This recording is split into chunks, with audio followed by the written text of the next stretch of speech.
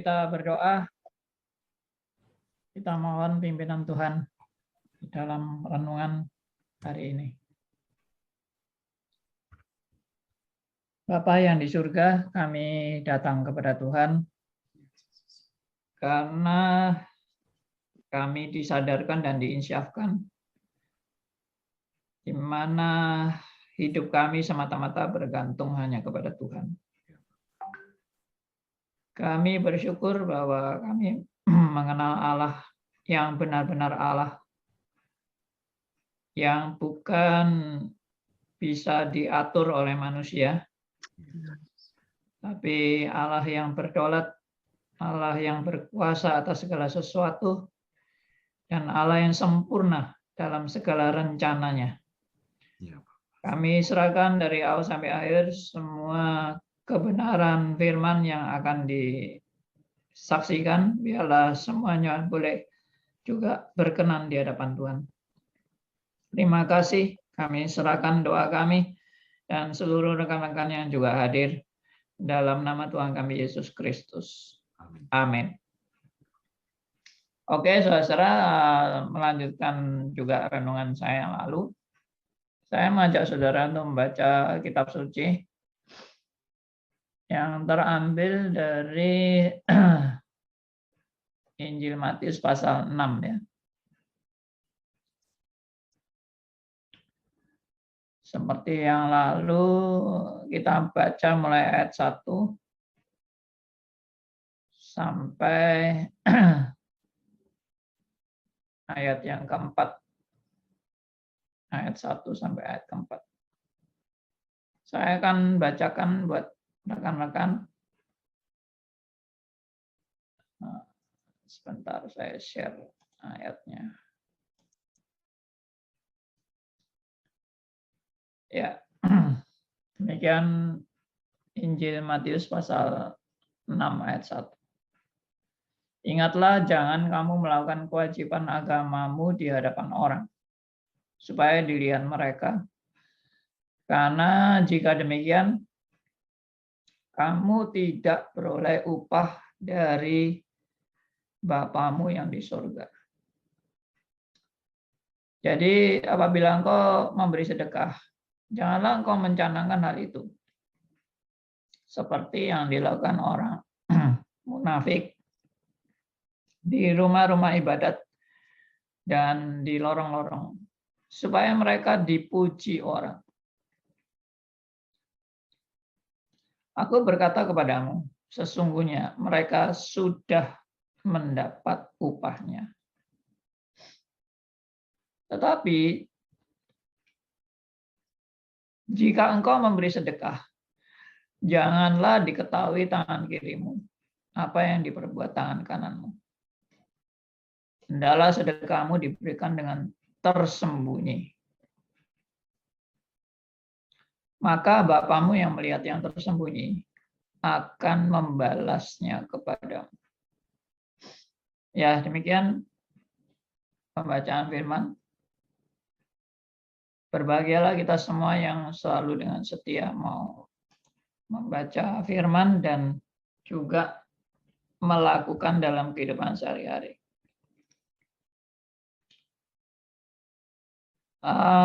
Saya mencoba share PowerPoint saya.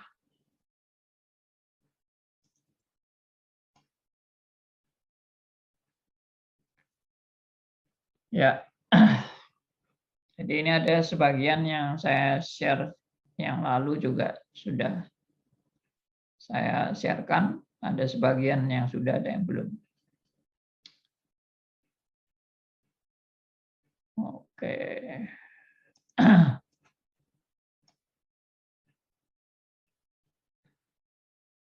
Nah, yang pertama, saya mau menekankan satu poin, yaitu beribadah kepada Tuhan itu tidak pamer diri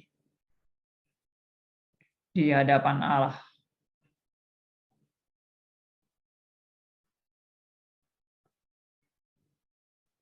Maksudnya pamer diri di hadapan Allah itu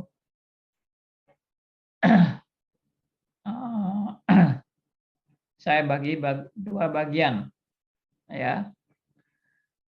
Apakah saya datang kepada Tuhan dengan merasa cukup pantas atau saleh di hadapannya? Yang kedua, apakah saya merasa sudah berjasa atau berprestasi bagi Tuhan? Nah, ini menyambung yang lalu ya. Kalau yang lalu kan saya mengingatkan bahwa kita datang beribadah kepada Tuhan itu bukan pamer diri di hadapan manusia.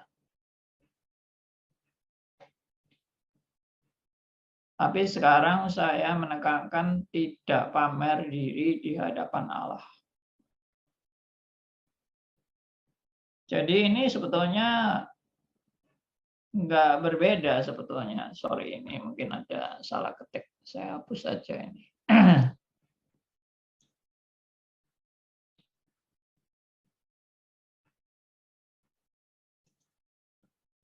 Jadi sebetulnya sama aja, saudara ya. Pamer diri memang kebanyakan itu pamer diri itu di hadapan manusia. Bagaimana saya sebagai orang saleh, bagaimana saya sebagai orang yang hebat, orang yang sudah sangat rohani, sangat dermawan. Ya, saya orang yang sangat aktif. Tapi pikiran pamer di hadapan manusia itu ternyata juga ada maksud pamer di hadapan Allah. Jadi orang yang pamer di hadapan Allah itu juga orang yang merasa, seperti ini saya tulis di sini ya, merasa cukup pantas untuk datang menghadap kepada Tuhan. Karena dia sudah cukup saleh di hadapan Tuhan dan sudah merasa berjasa atau berprestasi bagi Tuhan. Nah, ini sangat-sangat bertentangan dengan iman Kristen. Kenapa? Karena iman Kristen itu sangat menekankan justru kebalikan dari sifat pamer diri ini, baik di hadapan manusia maupun di hadapan Allah. Jelas-jelas kalau di hadapan manusia, tadi firman Tuhan mengatakan kamu mendapat pujian dari manusia dan kamu sudah mendapat upahnya. Bagaimana kalau pamer diri di hadapan Allah? Ya, ini namanya mungkin orang GR. Ya, gede rumongso atau gede rasa. Merasa diri sudah begitu hebat dan pantas di hadapan Tuhan. Sehingga begitu pedenya untuk datang menghadap kepada Tuhan. Padahal firman Tuhan seringkali mengingatkan kepada saudara dan saya, memberi gambaran kepada saudara dan saya, bahwa betapa tidak layaknya saya di hadapan Tuhan. Ini harus sering terus-menerus disadari dalam pengertian, meskipun saya sudah percaya kepada Kristus, tapi justru kesadaran tidak layak ini tidak boleh dilupakan. Meskipun saya sudah di dalam Kristus. Tidak berarti kalau saya sudah di dalam Kristus, saya itu kemudian boleh merasa layak. Justru kesadaran karena karya Kristus, saya harus terus-menerus menyadari ketidaklayakan saya. Baru saya betul-betul menyadari bahwa karya Kristus itu sangat penting dalam hidup saya.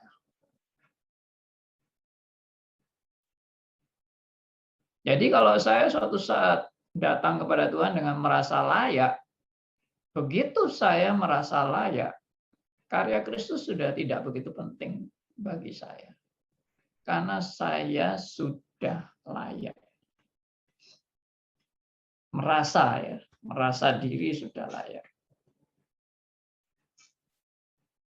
Tapi dengan justru saya menyadari ketidaklayakan saya menyadari benar bahwa karya Kristus amat sangat penting dan berharga dalam hidup saya.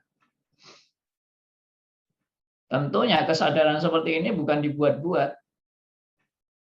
dan bukan direkayasa atau diciptakan oleh usaha kita. Tapi tentunya ini adalah karya Roh Kudus. Ya, saya khawatir memang banyak orang-orang yang menciptakan suasana rohani. Ya, mungkin kita ingat kalau kita dulu masih mahasiswa, mungkin kadang-kadang ada acara yang suasana rohaninya begitu dipentingkan. Ya, misalnya musiknya harus musik yang menyentuh perasaan, ya.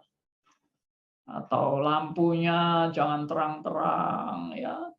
Ya, suram-suram sedikit gitu lampunya. Atau bisa dimatikan, Pak, lampunya, Pak. Atau dibuat drama-drama yang membuat mencucurkan air mata, ya. Jadi diciptakan suasana sehingga orang tersentuh, ya, dan gara-gara suasana itu sampai terharu, menangis dan sebagainya. Tidak. Saya percaya bahwa pekerjaan Roh Kudus bukan pekerjaan karena diciptakannya suasana.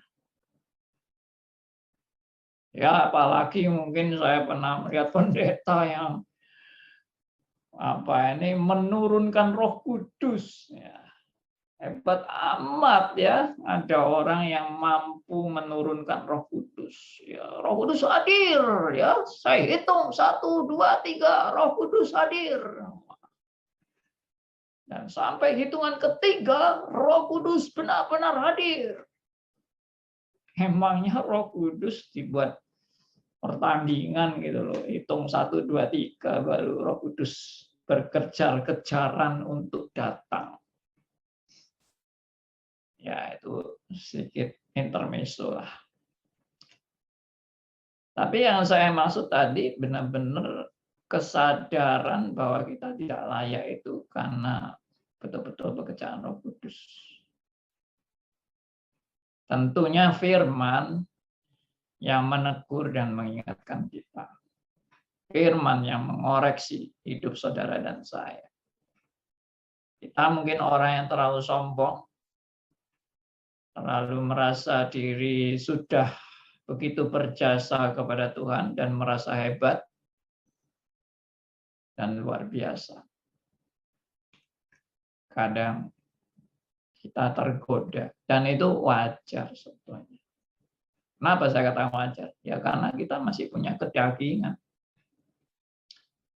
Kedagingan kita yang membuat kita ini masih seringkali tergoda untuk sombong, untuk merasa diri berjasa kepada Tuhan, merasa diri lebih saleh dari orang lain, ya. Ini. Nih.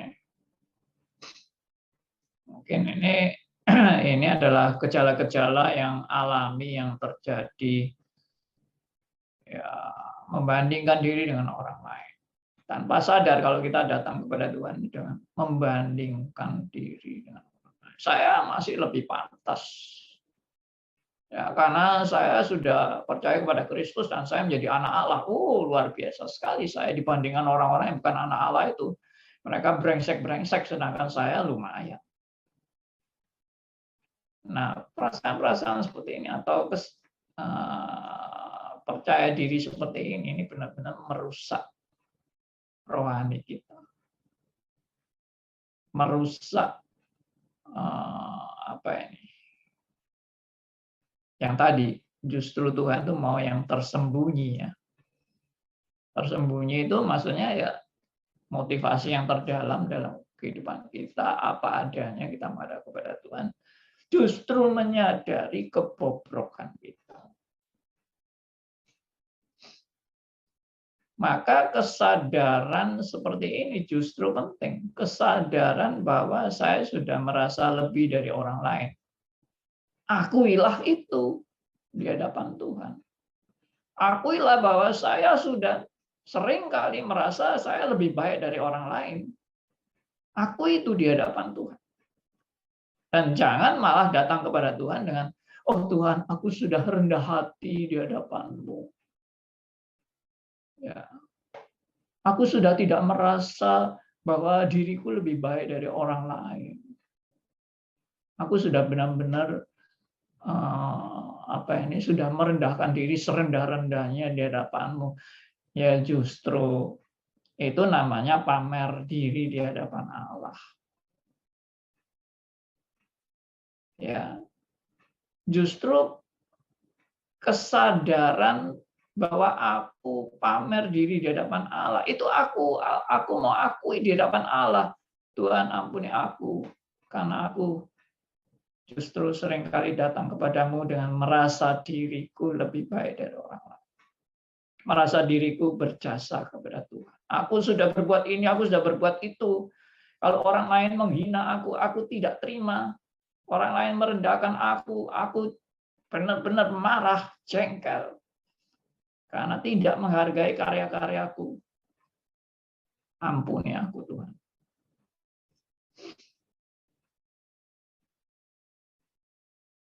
Tapi ini juga kembali lagi pekerjaan Roh Kudus. Ini bukan sekedar pelajaran mental manusia. Karena mental itu bisa dipelajari. Bagaimana bermental disiplin. Bagaimana bermental taat pada pimpinan. Ya seperti prajurit itulah. Dilatih prajurit itu. Disiplin. Kalau tidak disiplin, dihukum keras. Ya, itu. Lama-lama disiplin. Kalau tidak tunduk pada atasan, langsung sikat habis. Wah, akhirnya tunduk pada pimpinan. Ya, cuci otak. Bukan seperti itu. Saya khawatir memang banyak orang-orang Kristen yang jadi disiplin, jadi taat, jadi wah luar biasa rohaninya, tapi itu karena pendidikan mental, bukan pekerjaan Roh Kudus. Tidak gampang loh. Maksudnya tidak gampang itu membedakan ini Roh Kudus atau ini pendidikan mental. Ini hasil didikan militer atau ini hasil pekerjaan Tuhan. Karena ada orang-orang Kristen yang dididik seperti militer. Harus disiplin, datang ke gereja, kalau enggak akan dihukum atau dipecat dari pengurus. Ya, kalau mau jadi pengurus harus ikut selalu kegiatan. Kalau 2 kali enggak ikut, langsung pecat. Wah, ketakutan semua. Rajin semua. Ikut PA, ikut besuk, ikut paduan suara dan sebagainya, karena takut dipecat. Nah itu pekerjaan Roh Kudus. Saya melihat memang kenyataannya manusia itu memang mestinya memang kalau secara anugerah umum ya manusia itu harus dikerasi. Ya, ini sudah pengalaman saya lah, jadi gembala sidang 20 tahun, jadi pengajar 35 tahun. Orang kalau nggak dikerasi itu istilahnya jarak. Contohnya misalnya, Ya, saya kan dosen ngajar di kelas kan, masuk stres gitu. Saya lihat apa bedanya kalau saya mengajar dengan mungkin ada dosen lain yang mengajar. Ya, saya pernah bandingkan tuh. Dosen lain ini guala, wah gualanya pol. Dia bilang kalau mau ikut kelas saya 5 menit sebelumnya sudah hadir.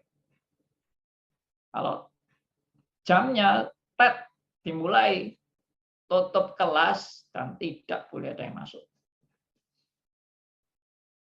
Dan dia memang betul-betul disiplin.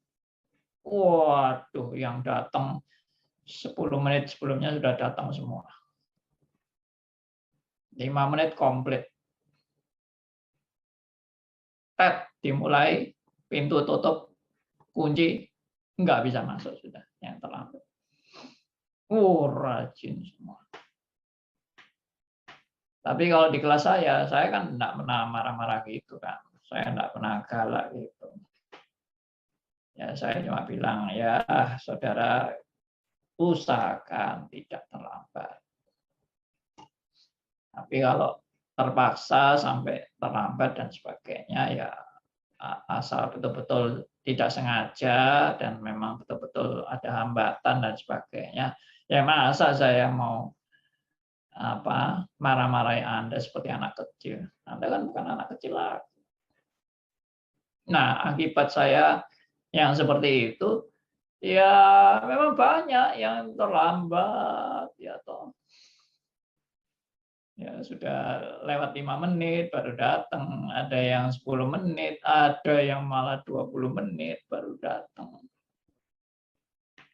Kadang-kadang jengkel juga ya kalau ada. Ya, tapi itulah manusiawi. Ya, manusia itu memang minta dikerasin baru disiplin.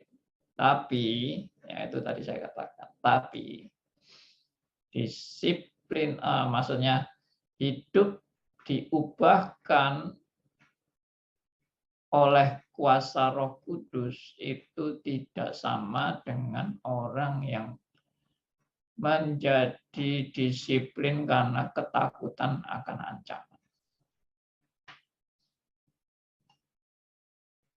Ya, jadi seharusnya tanpa ada ancaman seperti itu, seorang Kristen itu mestinya sadar bahwa dia harus mengutamakan untuk saya mau kuliah. Jadi saya sudah siapkan sebelumnya dengan baik-baik agar saya tidak terlambat karena ini merupakan tanggung jawab saya mengikuti pelajaran ini di hadapan Tuhan. Bisa juga itu orang yang terbiasa disiplin juga, bukan karena Roh Kudus. Tapi sudah dari kecil dididik disiplin sama orang tuanya, ya dia betul-betul wah rajin banget. Ya, setengah jam sebelum kuliah udah datang. Karena memang sudah terbiasa disiplin. Nah, jadi pekerjaan Roh Kudus juga bukan seperti itu karena kebiasaan disiplin. Tapi benar-benar diubahkan, disadarkan, dan diinsyafkan oleh Roh Kudus. Bahwa saya, dalam hidup saya itu, Tuhan adalah segala-galanya. Ya, saya langsung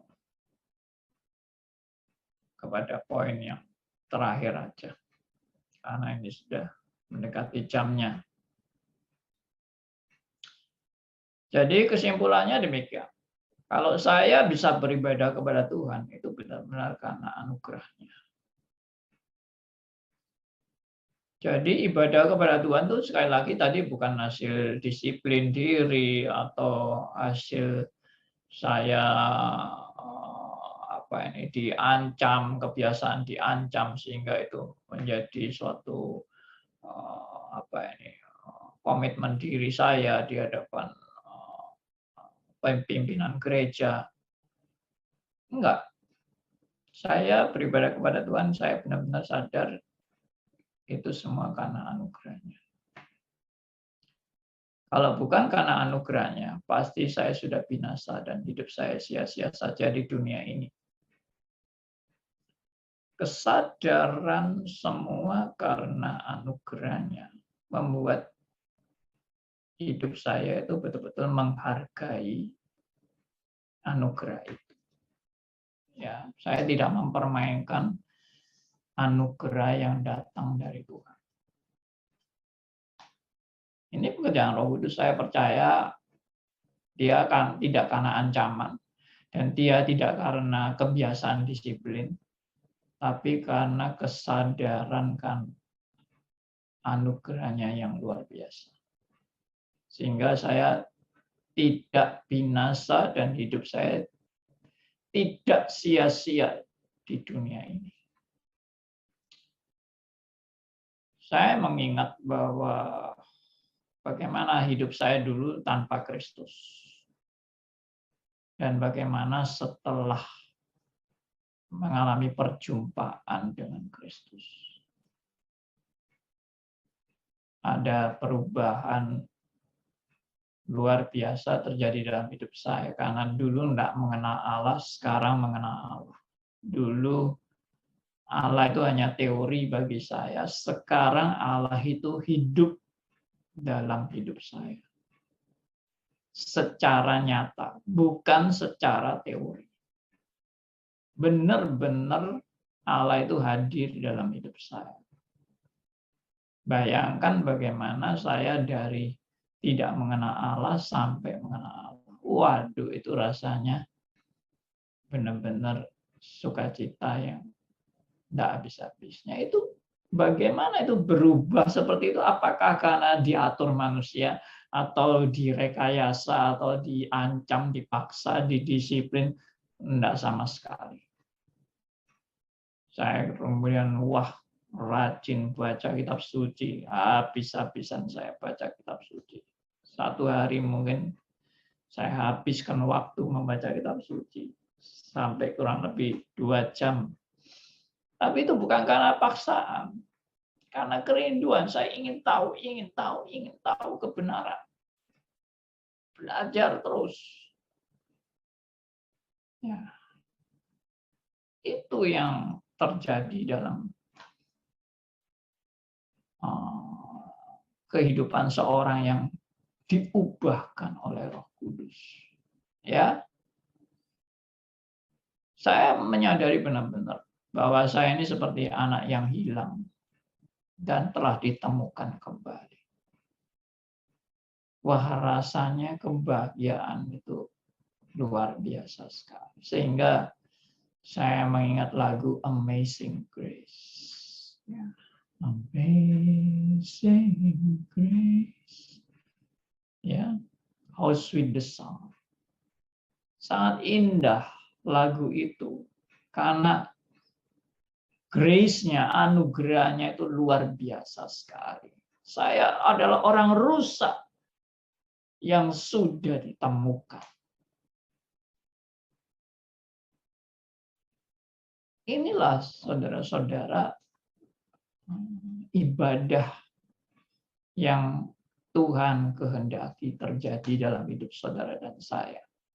Sehingga ibadah itu bukan lagi suatu keterpaksaan atau ya tadi kedisiplinan atau budaya, tradisi, ya atau saya lakukan karena sungkan dengan gembala sidangnya atau apa, enggak, sama sekali tidak.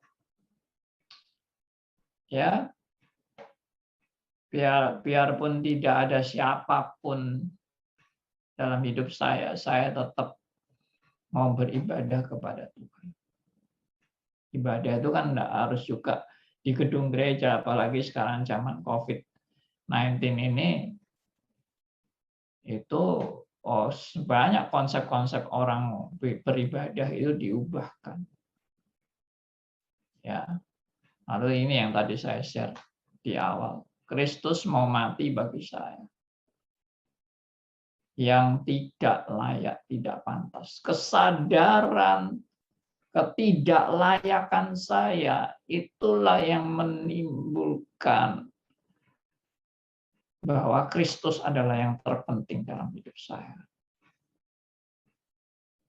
Sampai sekarang pun adalah kesadaran ketidaklayakan saya. Sampai sekarang saya sudah jadi Kristen, saya sudah jadi hamba Tuhan, saya jadi pendeta, sekarang sudah di pensiun. Saya sadar saya orang yang nggak layak. Dan itu yang membuat Kristus adalah tetap yang terpenting dalam hidup. Dan inilah yang juga menghancurkan aku.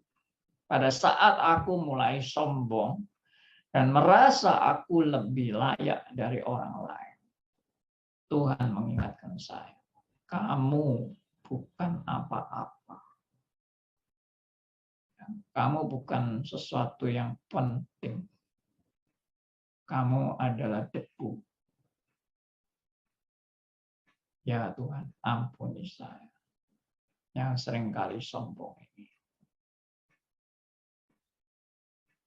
Dengan kesadaran ini, maka aku yang tidak layak,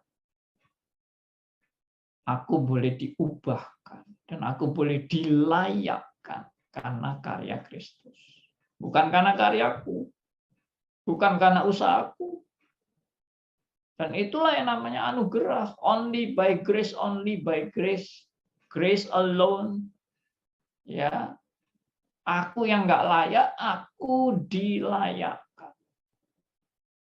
Aku yang rusak ini diubahkan. Semua juga oleh karya Roh Kudus. Dan kesadaran terus-menerus tidak layak. Karena memang aslinya nggak layak.